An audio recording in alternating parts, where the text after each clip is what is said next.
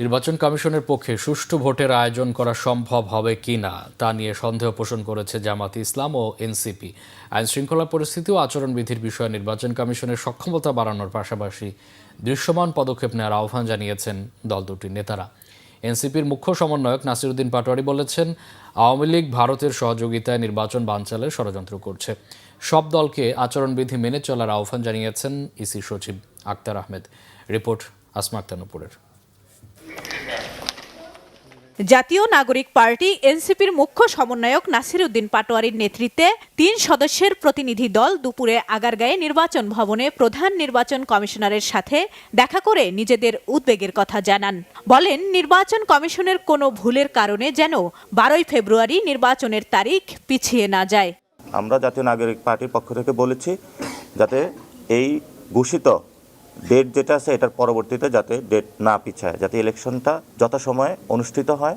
কারণ আওয়ামী লীগ বিভিন্ন ওয়েতে এবং ভারত বাংলাদেশে ডিস্টেবিলাইজ করে ইলেকশনটাকে পিছানোর চেষ্টা করতেছে। তা একজন প্রার্থী অলরেডি হত্যাকাণ্ডের শিকার হয়েছেন।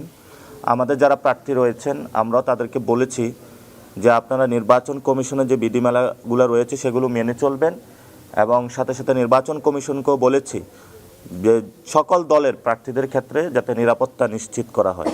বিকালে জামায়াতের প্রতিনিধি দলও সিএসির সাথে দেখা করে ভোটের পরিবেশ নিয়ে উদ্বেগ প্রকাশ করেন। পাশাপাশি বৃহস্পতিবার বিএনপির ভারপ্রাপ্ত চেয়ারম্যানের দেশে ফেরা উপলক্ষে সংবর্ধনা অনুষ্ঠানে আচরণবিধি লঙ্ঘন হচ্ছে কিনা তারা তা জানতে চান নির্বাচন কমিশনের কাছে।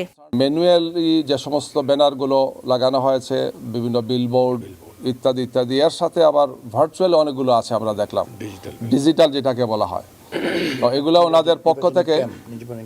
ওনাদের পক্ষ থেকে যাতে অপসারণ হয় এবং একটি লেভেল প্লেইং ফিল্ড নিশ্চিত করার জন্য এই সমস্ত বিষয় আমরা ওনাদের দৃষ্টি আকর্ষণ করেছি। নির্বাচনী ক্যাম্পও কোনো কোনো জায়গায় আমরা বলেছি হয়েছে, তো ওনারা এগুলো নোট নিয়েছেন এবং এই ব্যাপারে প্রয়োজনীয় পদক্ষেপ ওনারা গ্রহণ করবেন তারা বলেছেন। ইসি সচিব আক্তার আহমেদ জানান, তারেক রহমানের সংবর্ধনা অনুষ্ঠানে আচরণবিধি লঙ্ঘন হচ্ছে কিনা তা দেখার দায়িত্ব সংশ্লিষ্ট রিটার্নিং কর্মকর্তার। সংবর্ধনা হবে, রিটার্নিং কর্মকর্তার কাছে অনুমতি নিয়েছেন, রিটার্নিং কর্মকর্তা অনুমতি দিয়েছে, আমরা জানি স্যার। তারপরে স্যার ওখানে কোনো আচরণ লঙ্ঘন হবে কিনা সেইগুলো আপনারা দেখভাল করবেন কিনা সেটা রিটার্নিং অফিসার দেখবেন।